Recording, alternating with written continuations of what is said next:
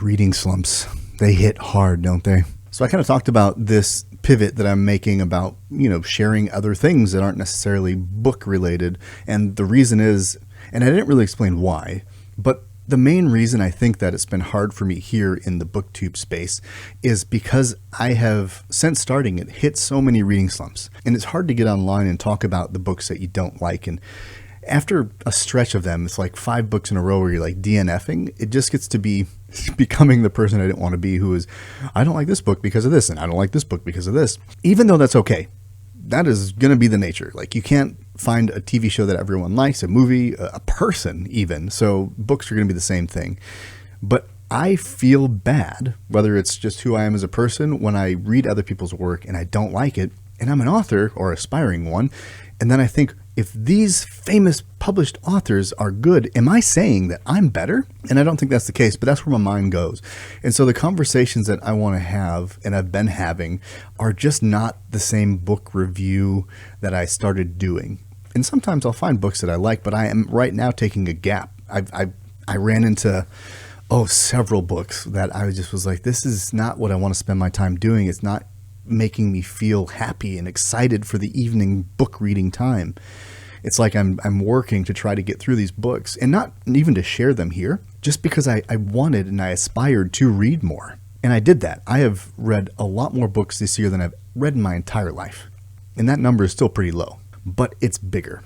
So I made progress. I found books I like, and I don't want to go back to DCC yet, because I'm afraid that dislike of reading right now that I have, because I've just craving to read something good that I enjoy. Not good because it's good quality, but because I enjoy it. I'm afraid that stench is going to carry over to book series that I do enjoy. So I'm taking a break, focusing on, editing my own book and starting a podcast. This podcast is the big thing that's pushing the needle forward for me, that's gotten me excited. And I'm going to do some pre-launch stuff, but essentially I have the first 12 episodes scripted out. It is called Minding My Madness. It is going to be made with my Army buddy from my 2003 Iraq deployment, one of the guys that, we've been through a lot together.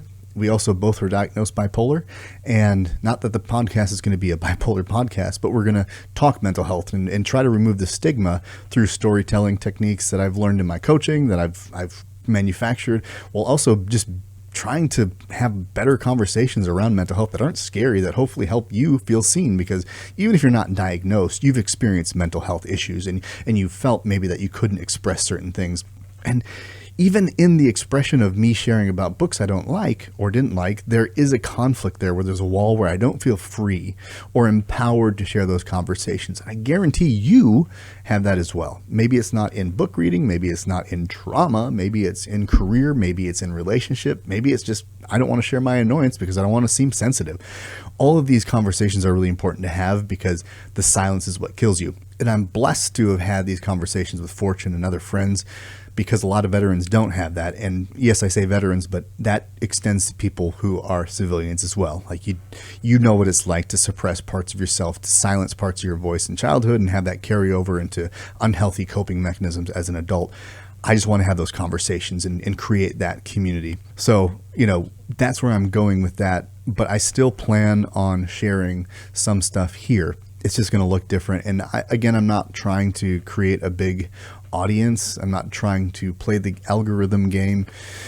So some of the stuff that's going to be here will still vary, but I am probably most likely going to share Minding My Madness on its own page, because that's going to be really clearly defined. And again, if what I'm doing here is going to make YouTube not share me, then I'm probably better served to take this one entity and put it somewhere else. And then here I can share books that I read and don't like, or like, and the book that I'm writing. I think this is a good place for that. And then I can take all of my other stuff where Daily Heroics is. If you're following that page, I'm probably going to just rebrand that to Minding My Madness for the podcast. So that page, if you're subscribed, stay around. If you want to have those mental health conversations, it's going to be the same thing, just less writing focused. But the stuff will still be on there, because it's kind of my brand, if you will, for coaching.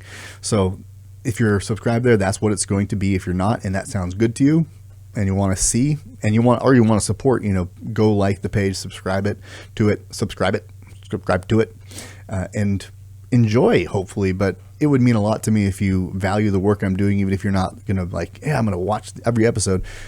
If you could help on the first few when they do release, that helps the algorithm. You know, again, it feels weird to ask for that kind of stuff, but I'm also asking for a little financial support as well. Something else I hate doing, but we're not trying to make money on the podcast. We're just trying not to lose money.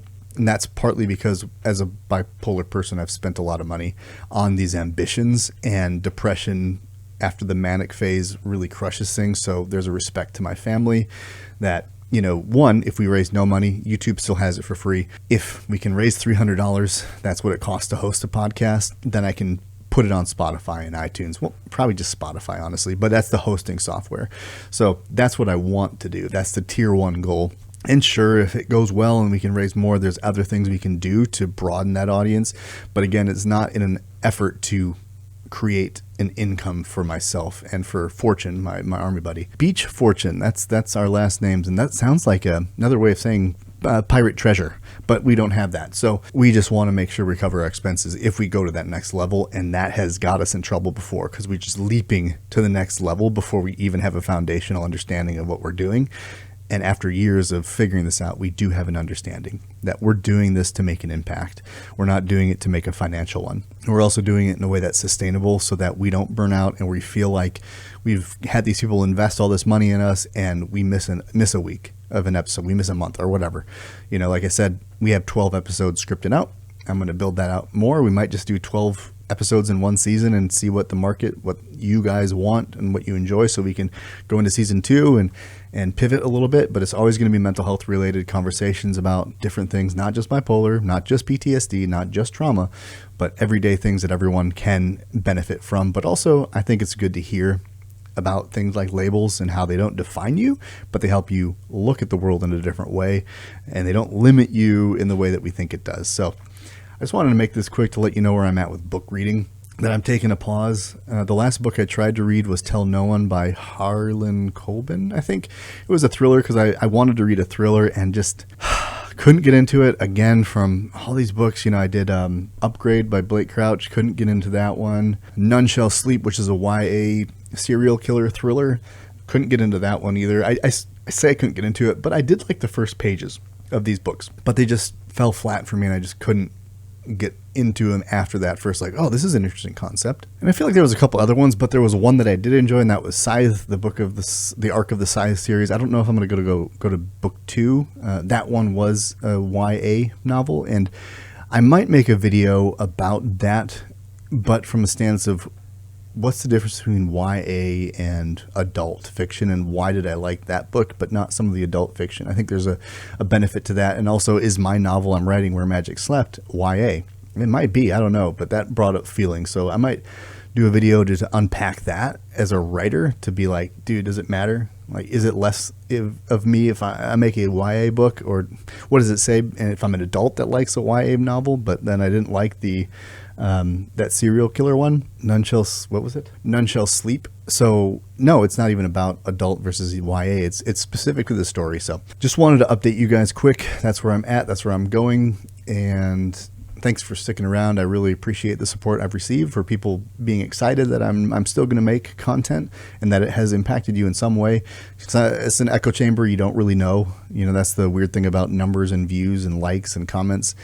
Sometimes that don't tell you the story. And I know that for myself because I don't comment and like the videos I watch all the time. So that doesn't show them that I care, but I do. You know, so thank you for sounding off and letting me know that there is value and I have a place here. And I know I do, because I want to be here, and that means I have a place here. And that's the fun thing about YouTube. But we get lost in the algorithm and in the stats and stuff. And especially if you're trying to make money off of it, that's a whole different, I can't imagine how stressful that must be. I feel for you. And I wish I had the words, you know, but hopefully we can have some conversations around it on Minding My Madness, because that is also maddening. And by the way, madness doesn't mean anger. It means crazy. And I think a lot of people are like, I'm so mad at you. It's like, no, you're angry at me, because mad is a different meaning entirely. But such is the English language. Thanks for stopping by. I'm ending it here. And until next time, see you in the bed. I hope to see you in the next one. Until then, pretty well, my friends.